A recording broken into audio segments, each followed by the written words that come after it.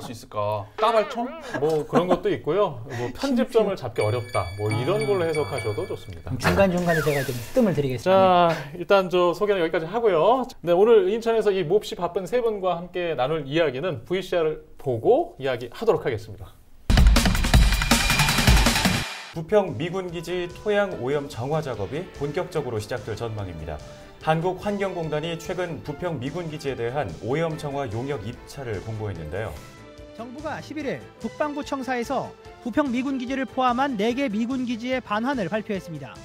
단 부평 미군기지 내 제빵 공장은 2020년 8월까지 운영될 예정인 만큼 빵 공장을 포함한 2단계 구역은 이후 반환 절차를 진행하기로 했습니다. 오늘 준비한 이야기는 이제 부평 미군기지 관련 이야기인데 최근에 땅굴에 관련된 기사가 나왔어요. 많은 기사들이 그동안 쏟아졌는데 이제 땅굴이라는 그 워딩으로 나온 소식은 궁금하지 않을 수 없는 그런 소식인데요. 일단 미군기지와 관련된 어떤 제반, 기본적인 그런 이야기들과 더불어서 어떤 궁금함이 또 우리에게 남아있는지 이야기를 좀 부탁드리겠습니다. 일단 이종선 기자, 네. 부평을 맡아서 아마 미군기지 기사를 최근에 가장 많이 쓰지 않았어요? 그래도 네. 제가 맡은 지역이니까 뭐 했을 뿐이죠. 예. 네. 저도 많이 예. 봤어요, 아주 네. 기사를. 예. 네, 인천투데이 식구분들, 자, 네. 이렇게 얘기하고 있다는 거 좀 기억하시고, 예.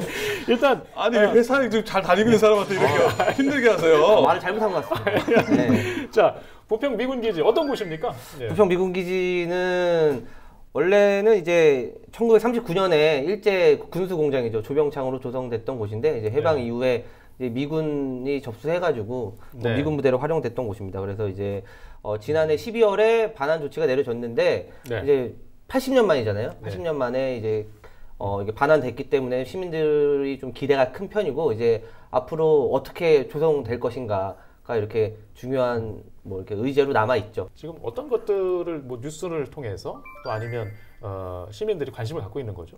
일단은 가장 큰 주민들의 관심사는 이제 부평 미군 기지를 이제 반환이 됐는데 현재 지금 국방부 소유예요. 반환됐다고 하지만 지금 현재 이제 그 대금을 인천시가 지금 납부하고 있는 그런 상황이고 현재까지는 이제 국방부 소유인데 이 반환받은 부평 미군 기지가 현재 지금 오염 정화 작업 중에 있죠. 그러면 언제 이게 시민들에게 개방이 될 것이냐, 그리고 네. 개방이 된다면 이 부평 미군 기지가 어떻게 조성이 될 것이냐가 가장 큰 주민들의 관심사가 될 것 같고요. 네. 그리고 가장 큰 틀에서는 이제 시민들을 위한 공원 조성이 가장 큰 틀에 계획이 세워 있는데 예. 인천시는 이제 시민들과 어떤 논의를 거쳐서 여기를 구체적으로 어떻게 조성할지는 앞으로 논의를 계속 예. 이어나갈 그럴 계획을 갖고 있습니다. 시민들의 어떤 지금 그 요구 활동 굉장히 오래 한 20여 년 정도 되지 않았습니까? 그렇죠. 예. 최근에는 어떤 움직임까지 있나요? 근데 그 전에 그 토양 오염 문제도 좀 심각하게 한번 짚고 넘어가야 될 문제 아닌가요? 그거에 대해서도 네. 좀 얘기할 필요가 있을 것 같아요. 왜냐하면은 80년 만에 반환은 받았지만 지금 전국에 미군 기지가 한 80여 곳이 있지 않습니까? 그 중에서 네. 지금 우리가 돌려받은 곳이 54곳이란 말이에요. 26곳이 남았는데 그 중에 이번에 4군데가 네. 캠프 마켓, 캠프 이글, 롱 그리고 또 캠프 호비까지 네. 다 뭐 동두천, 원주까지 네. 다 돌려받게 됐는데요. 거기에 남아 있는 이제 환경, 토양 오염 문제에 대해서 주민들이 많이 걱정하고 있다. 이 문제에 대해서 어느 정도는 좀 얘기하고 넘어가야 되지 않을까 싶어요. 해결이 되고 있는 상황인가요? 근데 그게 지금 네. 잘 안 되고 있죠, 사실. 네. 네, 지금 뭐 주한미군이랑 그 오염 정화 비용 문제가 아직 네. 언제 해결될지 모르는 상황이고, 네. 일단 먼저 뭐 국방부랑 예. 환경관리공단이랑 먼저 진행을 하고 있는데, 예.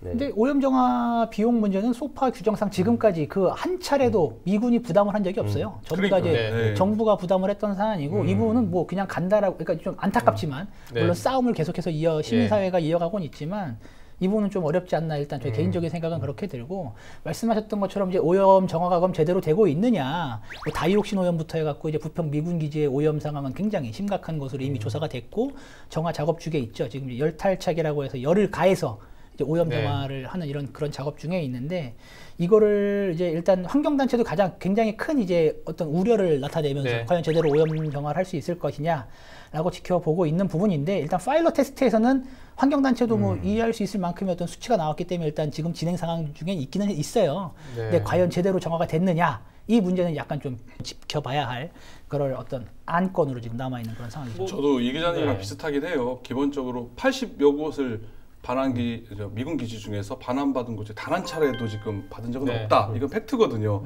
근데 조금 상황이 다른 게 지금 한미 상호 방위비 분담금 그 협약이 잘 진행되는 과정에서 지금 도널드 트럼프 대통령이 지금 네. 6조 원의 네. 그 돈을 달라 얘기거든요. 근데 지금 아까 그 4곳에 이번에 반환받는 4곳의 환경오염 정화 비용이 1,100억입니다.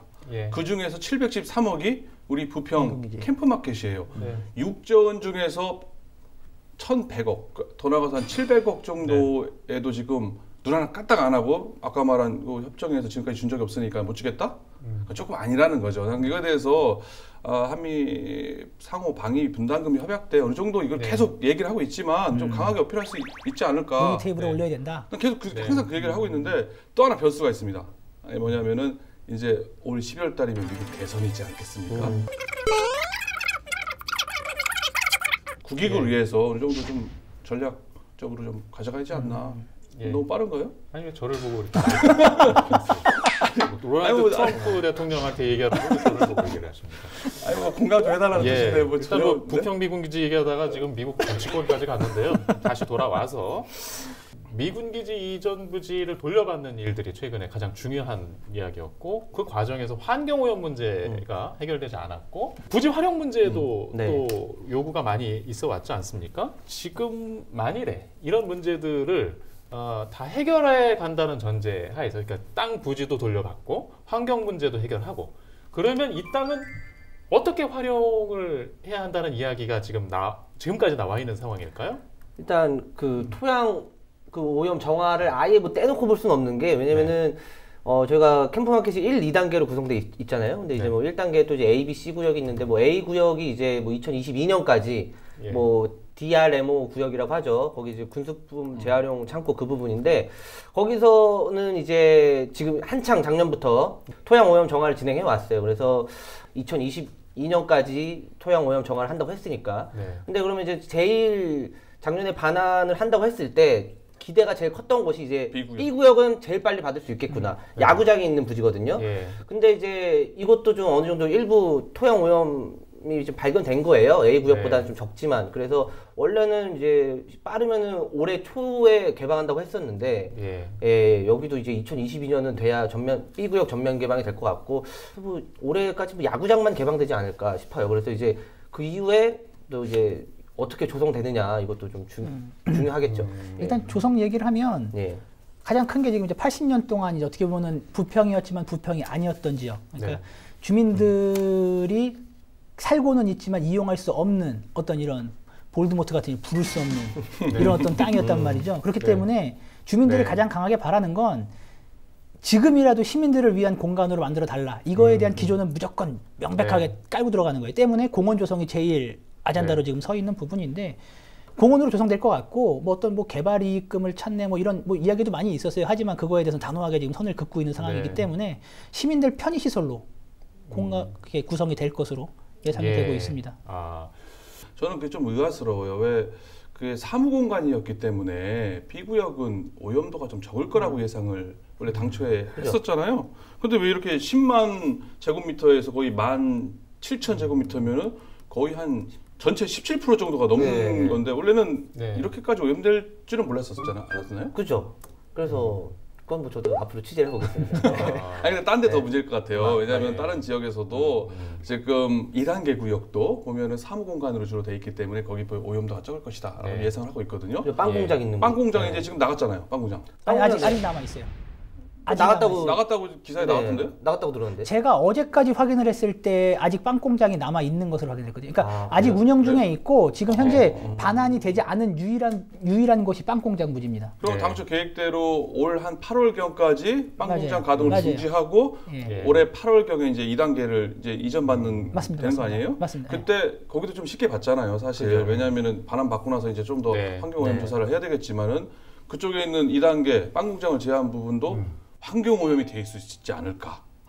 빵 만드는데 옆에도 있지 않을까. 저는. 근데 미군 기지의 가장 큰 특징이 뭐냐면 얼마나 어떻게 오염되는지 정확히 알 수 없다라는 거예요. 그 많은 뭐 이런 부산의 하이리아도 마찬가지고 이제 많은 미군 기지들이 반환을 받고 보니까 생각보다 그러니까 조사를 해보니까 생각보다 너무 많은 오염 상태가 진행이 되어 있었던 게 굉장히 많은 이런 사례가 많이 나오고 있거든요. 특히 이제 부평 미군 기지 같은 경우는 이제 DRMO 이제 폐기물 처리하던 이런 시설이기 때문에 더욱더 예의주시해서 봐야 할 그런 지역이고요. 이 부분은 말씀하셨던 것처럼 아마 파면 팔수록 더욱더 새로운 이야기가 나올 수 있을 그런 상황입니다.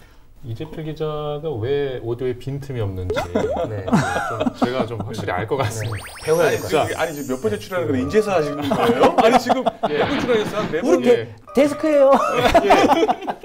근데 한마디만 말씀드리자면 그 이제 B 구역이 좀 오염이 또 새로 발견되고 있다고 그랬잖아요. 근데 이제 거기는 이제 제가 확인해 본 결과 뭐 다이옥신 이런 거라기보다는 뭐 이제 그 당시에 뭐 저희 보일러라든지 뭐 연료 같은 것들이 좀 생 거라서 뭐 엄청나게 그 오염 물질이 독성은 아니다 이렇게는 말하긴 했습니다. 일단 이종선 기자 그 내부에 들어가 보셨죠? 네, 한번 들어가 봤습니다. 이재필 기자도 같이 들어가 보지 않았나요? 부평 미군기지 내부는 한번 들어가 봤는데 그때 그냥 잠깐 훑고 지나가면서 그냥 보고만 나왔기 때문에. 그러면 조금 더 자세히 본 게 이종선 기자.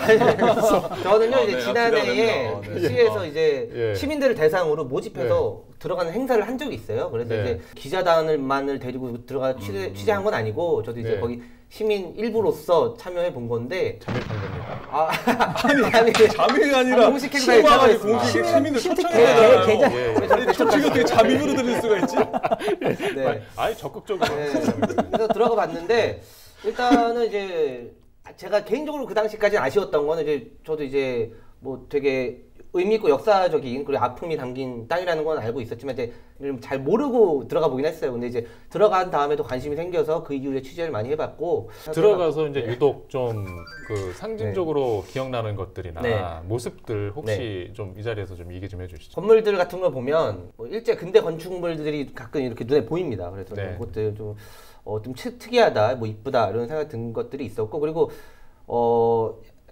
캠프 마켓 미군 부대로 사용되긴 했지만 이제 또 그전에 그런 일본 분위기를 느끼는 것들이 많아요. 뭐 석등도 있고 그리고 그리고 이제 좀 아쉬웠던 거는 캠프 마켓의 휘장을 본 적이 있는데 그게 이제 이게 아니 대한민국 땅에 이런 우길기를 연상시키는 그 부대 휘장을 쓴다니 이런 좀 아쉬운 마음도 있었고 네, 그랬습니다. 네. 건물 안에서 내부도 혹시 볼 수도 있었나요? 아, 건물 안을 들어가 보진 못했네요. 아, 네, 예. 네. 부대 안에서 네, 그냥 밖에 예. 있는 건물들. 그 최근에 예. 그 땅굴과 관련된 게 뉴스가 나온 바 있어요. 네. 그러니까 주변 부대 바깥에 토굴 이야기는 들어봤었는데 부대 안에 그것도 들어가서 지하 시설에 대한 처음 이제 궁금함이 조금씩 풀리는 게 아닌가 싶었는데 혹시 지금 땅굴 관련된 보도 관련해서 지금 어떤 내용이었던 거예요, 그게? 그러니까 그러니까 부평 미군 기지는 아니고요. 네. 부평 미군 기지와 인접한 이제 부영공원, 이제 미군 기지 네. 바로 이제 그 경계였는데 이쪽에 이제 지하 시설로 들어갈 수 있는 출입구가 있습니다. 인천시가 이제 그 지역 부평문화원 그리고 네. 관련 학계 전문가들 그리고 그 지역 정치인들 같이 해서 그 시설을 한번 비공개로 한번 둘러보는 이런 예. 시간을 가졌습니다. 그러니까 코로나 때문에 원래 정식적으로 좀 진행을 하려고 했는데 좀 어떤 감염 위험이나 이런 것 때문에 비공개로 일단 진행을 해서 들어가 본 건데 그 지하 시설, 그러니까 부평 미군 기지 중심으로 해서 어떤 지하 시설들이 굉장히 이제 어떤 거미줄처럼 그 개미 굴처럼 이렇게 폭넓게 이렇게 퍼져 있다라는 이런 이야기는 뭐 지역 사회에서 굉장히 많이 나왔던 이야기였는데 예. 어떤 그런 부분이라기보다는 한번 시설을 부평 미군 기지가 이제 반환이 됐으니까 이런 지하 시설이 지금 들어갈 수 있는 입구가 하나 있으니 한번 들어서 한번 조사를 한번 해보자. 이런 차원으로 한번 들어가서 한번 보고 온 최근에 이제 새로 발견된 게 아니라 알고 있었는데 네. 최근에 들어가 보게 된 그렇죠. 거다. 알고 있었다면 아직 공개가 되지 않았었기 때문에 네. 이제 그때 당시에 강제징용됐던 노동자들이 증언을 했던 내용들이 있습니다. 예. 내가 일할 때 여기서 강제징용돼서 동원됐을 때 네. 거기 지하 벙커가 있었다. 거기에서 뭐 무슨 네. 완선된 총이라든지 뭐 단검을 뭐 성능을 시험했다든지 아니면 심지어는 그 갱도 아니면 그 벙커를 하는 인부로 네. 강제 동원된 사례가 있다. 네. 뭐 그리고 심지어는 뭐 이제 공습이 시작될 때 거기 대피한 적이 있다라는 이런 증언들에 의해서 뭔가 있겠구나 정도는 됐었는데 이번 기회에 이제 반환되고 나서 살펴볼 수 있지 않았나. 일단 최근에 싶어요. 공개된 사진을 좀 보면서 얘기할까요? 네. 자, 지금 네. 앞에 지금 보이는 사진이 이게 땅굴이나 토굴이라고 하기보다는 뭔가 좀 그 콘크리트 구조물 같이 같죠? 보이는데 그러니까 저게 그- 어떤 사진인가요? 그러니까 네. 그 이제 안에 들어가면 보시는 것처럼 굉장히 두꺼운 콘크리트로 저렇게 이제 네. 구조물이 되어 있다라고 해요. 근데 말씀하셨던 것처럼 이게 과연 어떤 용도로 쓰였을 것이냐. 근데 내려가서 보니까 저 바닥에 트럭들이 오고 갔던 바퀴 자국이 남아 있었다고 합니다. 그래서 이제 이 부분을 그러면 어떻게 이걸 추측을 할 것이냐. 네. 말 그대로 이 어떤 이런 그 지하 어떤 벙커가 아닌 어떤 어딘가와 연결이 된 어떤 시설로 돼서 어떤 물자를 수송했던 어떤 통로로 네. 쓰였다고 추측을 해야 될 것이냐, 아니면 이거를 폐쇄하면서 이제 철수하면서 안에 보면 뭐 돌무더기나 이런 게 좀 쌓여 있다고 네. 해요. 그런 어떤 폐쇄를 하면서 이제 오고 갔던 어떤 차량들의 이동 동선으로 봐야 될 것이냐, 이런 부분들도 좀 남아 있고요. 근데 생긴 네. 걸 보니까 사람 뭐 좀 예. 키 조금 위 정도인데 거기에 트럭이 다닐 수 있지는 어렵지 않을까요? 그러니까 큰 트럭은 아니고 이제 작은 어떤 소형 트럭들이 네. 오고 가는 그 정도의 규모는 된다라고 하더라고요. 그러면서 이제 한 건데 그 이제 다녀간 분들의 말을 좀 그 당시에서 현장에서도 여러 이야기가 나왔는데, 그럼 과연 이게 언제 조성이 된 것이냐? 그러니까 일제 강점기 시대부터 이제 쓰여서 지금까지 미군 기지까지 온 건데, 그럼 미군들이 그럼 조성할 것이냐? 이런 이야기도 오고 갔다고 해요. 근데 그건 아니지 네, 않을까요? 그 사람도 하는 얘기가 미군은 이렇게 하지 않는다. 그러니까 기존까지 그렇겠죠. 할 필요가 없고. 네. 아마 했다고 하면은 이제 일제 강점기 시절에 일본군이 조성을 해 놓은 걸 그냥 네. 미군이 그대로 이용했을 가능성이 크다라고 이제 이야기가 나왔다고 그럴 수 하더라고요. 있겠죠. 예. 아니, 전 진짜 궁금한 게 아까도 이제 방송 전에도 이재필 기자님께서 말씀해 주셨는데 이제 뭐 산소도 이제 깊이 네. 들어가면 부족하다고 하잖아요. 그럼 그 당시에 일제 강점기 시절에도 저걸 활용할 때 뭐 환풍 시설이 제대로 있었지도 않았을 것 같은데. 아, 저도 그 생각을 좀 해봤거든요. 네. 네. 이게 들어가다가 앞에는 막 저기나 네. 깔끔한 부분인데 점점 들어가면 들어갈수록 저렇게 토사가 쌓이거나 쓰레기 네. 폐기물이 있단 말이에요. 그런데 이걸 들어갔대요. 근데 한 100m 정도 들어가니까는 이제 유독가스 측정기에서 경보음이 울리면서 그러니까요. 100m 이상 더 이상 들어가지는 않았는데 네. 좀 생각을 해보니까 그 당시에 뭐 일본군이 뭐 거기다가 조병창을 할 때는 저렇게까지는 없을 수도 있지 않았을까. 지금 네. 거기에 이제 미군 부대가 들어오게 되면서 아까 말한 환경 오염 문제, 그렇죠. 뭐 예. 다이옥신이라든지 아니면 화형 오염물질 토양을 타고 흘러 들어와서 오히려 그것 때문에 그럴 수도 있지 않나. 선후 관계는 인과 관계는 좀 더 조사를 해봐야 조사를 해봐야 될 되겠죠. 것 같아요. 일단 사진을 저희가 몇 장 보고 있는데 어디까지 좀 확인된 좀 이야기가 저 사진으로는 다 알 수는 없거든요.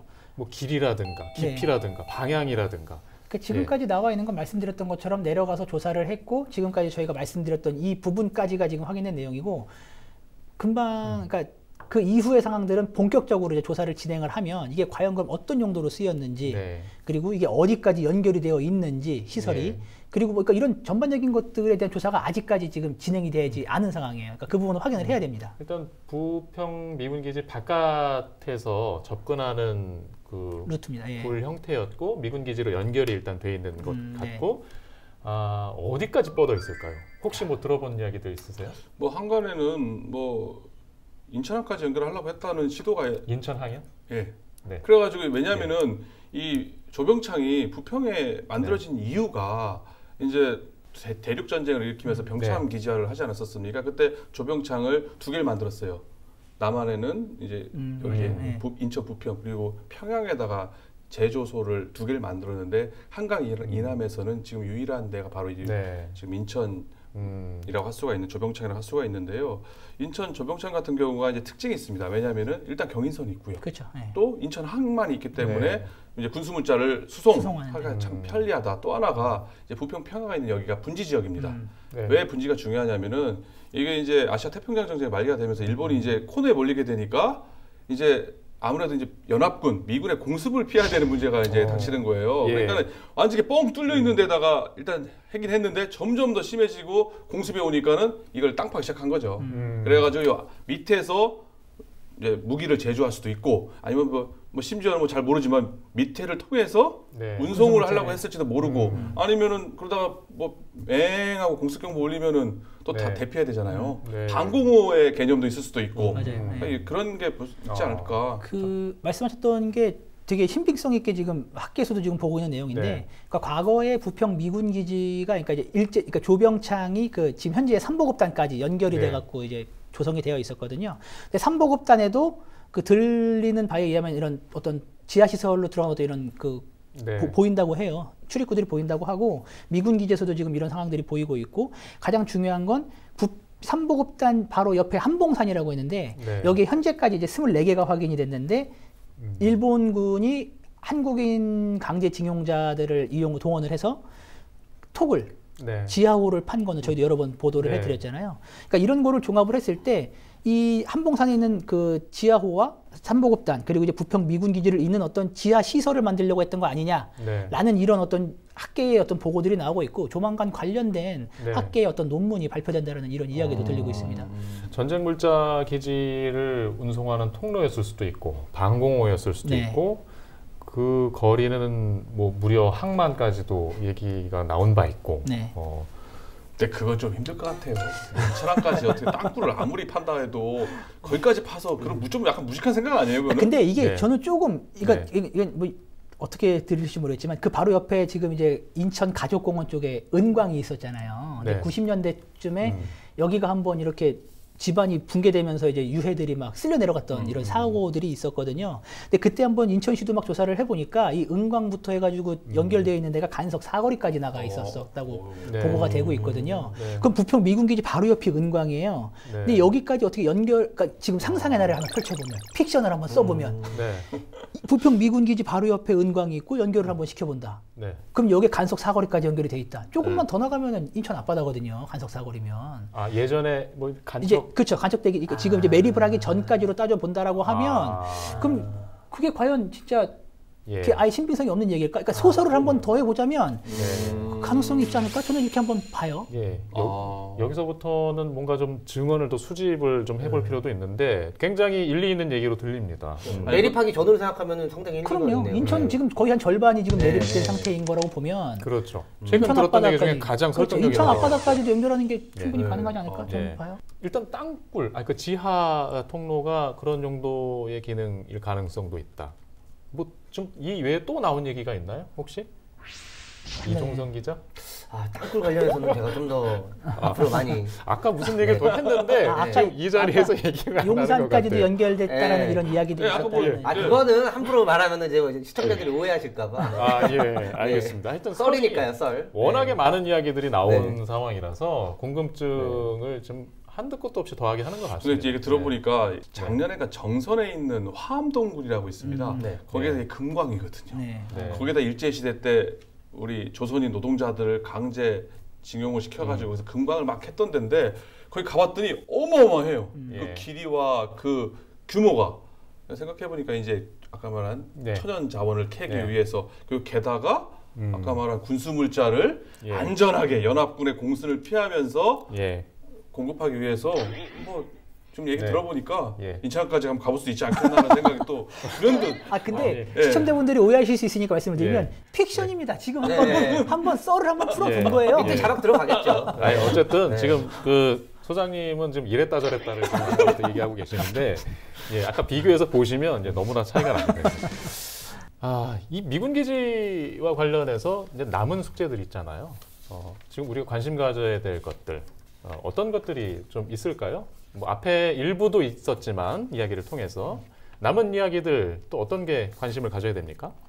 일단 뭐니 해도 어떻게 이걸 활용하고 보존할 것이냐 이거겠죠. 제일 중요한 거는 이제 첫 번째로는 이제 부평에 좀 큰 공원이 생긴다. 그거가 있고 그러면은 이거를 어떤 공원이냐라고 하면은 좀 이렇게 문화예술 중심지가 될 수 있는 공원을 만들어 보자라는 게 어느 정도 이제 시민참여위원회에서 합의한 내용인 것 같아요. 원래 이제 거기 부지 이용 계획이 이제 7대3으로 되어 있거든요. 그러면 이제 30% 정도는 이제 어떤 공공시설이나 이런 것들을 유치하는 걸로 돼 있는데 여기에 이제 무엇이 들어올 거냐 이야기를 뭐 이제 해보면은 정말 다양하거든요. 뭐 이제 뭐죠? 그 한국 대중음악 자료원 이런 거를 유치하자라는 이야기도 있었고 왜냐면 이제 에스컴 근처가 뭐 이제 주한미군들이 뭐 이렇게 들락날락 거렸고 이제 주민들도 다녔던 클럽 대중문화의 산실이 있었던 곳이라고 하니까 뭐 그런 이야기도 나오고요. 뭐 그거 외에도 일단 대중문화음악과 또 공원화 이게 이제 공론화된 상황이고 그죠. 그리고 뭐 예대를 유치하자 그리고 아니면 이제 뭐 대중문화예술 고등학교를 이제 거기로 데려오자 뭐 아무튼 다양한 지금 논의가 열린 상태로 펼쳐지고 있습니다. 제가 볼 때는 큰 틀에서는 이제 이거를 공원으로 하는 거가 많이 얘기가 되고 있어요. 또 그 지역 국회의원이 또 홍영표 의원이 또 제3 보급단하고 연결해가지고 50만 규모의 녹지 공간 공원을 그것도 인천시와 부평과 돈이 없으니까 국비를 받아서 법안을 발의해서라도 하겠다. 이게 사실 공원이 제일 큰 가장 활용 계획이라고 볼 수가 있고요. 제가 인천시 계획을 한번 봤거든요. 근데 이런 얘기했어요. 역사 기록물을 캠프마켓에 기록물을 수집을 해가지고 아카이브를 만들겠다. 2025년까지. 뭐 심지어는 뭐 가상현실 캠프마켓 홍보를 위한 가상현실 VR까지 도입을 하겠다. 뭐 담장을 활용해서 거리예술 갤러리 활용하겠다 하는데요. 제가 볼 땐 요거는 조금 아니지 않느냐. 왜냐하면 이게 아까 우리가 얘기했지만 조병창이라는 이게 지금 80여 군데 미군 기지 중에서 유일하게 캠프마켓 가지고 있는 어떻게 보면 자원입니다. 네거티브 문화재란 말이에요. 그렇죠. 이거를 활용할 생각을 하게 되기 때문에 오히려 캠프마켓에 대한 기록물 뭐 이미 있긴 있죠. 하지만 지금 본격적으로 반환되고 있는 용산 미군 기지가 지금 바로 공원을 조성하고 있으면서 그 장교 숙소를 그런 전시관 형태로 지금 꾸밀 예정이라고 하거든요. 이게 별로 차별화가 안 되는 거예요. 아니 뭐 다 고만고만한 거 아니겠습니까? 지금 우리 부평 캠프마켓과 같이 이전되는 원주에 있는 캠프롱 거기는요 복합 뭐 문화센터, 체육센터를 만든다고 하는 거거든요. 이것은 다 고만고만한데 우리 캠프마켓이 가지고 있는 바로 아까 조병창이라는 우리 일제 시대 때 일제 강점기에 우리의 그 뭐랄까 다크 투어리즘 그렇죠. 다크 투어리즘 한이 설인 이걸 잘 활용을 하는 게 무엇보다 중요하다 생각이 들고요. 역사 인식의 공간으로 활용할 필요가 있다. 그건 상당히 필요하다. 아니 소장님이 아까 말씀하신 것처럼 이게 평양에도 있었지만 이제 국내에는 유일한 곳잖아요. 뭐 연인원 뭐 650만 명이 동원될 정도로 이제 일제 그 당시 태평양 전쟁 때는 엄청난 이제 수탈의 중심지였는데 그 저는 아직 가보지 않았는데 부산도 이제 반환된 미군 부대가 있잖아요. 캠프 하이알리아. 하이알리아. 근데 거기는 이제 논의됐던 게 일단 지금 조성되기 싹 다 밀어버렸습니다. 그냥 녹지 시민공원이 됐는데 그렇게는 하지 말아야 되는 거 아니냐라는 이야기가 나오고 있는 거예요. 그래서 이제 유네스코 문화재로 지정할 수도 있다는 의견까지 나왔거든요. 왜냐면은 이게 아까 말한 것처럼 진짜 국내 유일의 그런 수탈의 증거가 있는 곳이기 때문에 정말 이런 거를 좀 잘 살려야 되지 않을까. 그럼 거기에다가 네. 오히려 역사 기록물을 네. 캠프마켓의 역사 기록물이 아니라 네. 조병창에 대한 역사 기록을 좀 더 잘 구축하고 아카이브를 구축해야 된다. 한마디 하고 싶은데요. 그러니까 저도 역사를 네. 잊은 민족에게는 미래는 없다. 네. 그런 말 있잖아요. 맞아요. 이거 뭐 오자 정리로 이따가 하실 거예요. 오자가 안 돼가지고 지금 일단 여기서 해야죠. 일단은 어떻게 다섯 자를 어떻게 줄일 수가 없더라고요. 6.25 이후에 미군 기지가 많은 그 시간을 차지해 왔는데 그 이전에 우리 어두운 그 일제시대 역사 이런 역사인식 차원에서의 공간으로 우리가 활용할 필요가 있다. 워낙에 이게 어떤 우리 아픔의 역사를 갖고 있는 곳이기 때문에 할 이야기 또 중요한 이야기들이 많았던 것 같습니다. 이어서 저희가 이 얘기하는 시간 꼭 준비하도록 하겠습니다. 예, 일단 오늘은 이 정도로 마무리하는 것으로 하고요. 자, 뉴스 기상도 보고 와서 이야기 이어가도록 하겠습니다. 네, 안녕하세요. 경인 뉴스 기상도의 기사캐스터 김진재입니다. 지금부터 한 주간 이 경인 지역에서 일어난 작고 큰 이슈와 기사를 간추린 뉴스로 알려드리겠습니다. 가장 먼저 알려드릴 소식은 부천 뉴스입니다. 첫 소식은 대체로 맑음입니다. 부천시는 약 22,000평 규모의 작동 군부대 이전 부지가 문화체육관광부의 유휴공간 문화재생 기본 구상 방안 연구 대상지 공모에 선정됐다고 밝혔습니다. 시에 따르면 이번 공모는 이 문체부와 지역문화진흥원에서 주관했으며 총 19개 대상지 중 최종 7개 시설이 서류 심사 및 현장 실사를 통해 선정됐다고 합니다. 작동 군부대 부지는 보존 가치가 높고 문화적 활용을 위한 잠재력 있는 유휴 공간이라는 평을 받으며 이 공모에 선정이 됐습니다.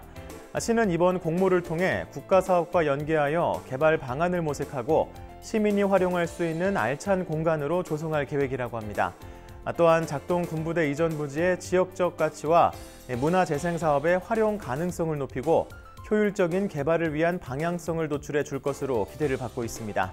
부천시는 이번 공모 선정은 작동 군부대 개발을 위한 첫걸음으로 의미가 있다며 오랜 기간 군부대와 녹지로 단절된 상태로 침체된 작동 단독주택 지구와 연계하여 도심에 새로운 활력을 불어넣고 시민 생활을 더 풍요롭게 만들기 위한 기본 구상 방안을 위해 최선을 다하겠다고 밝혔습니다.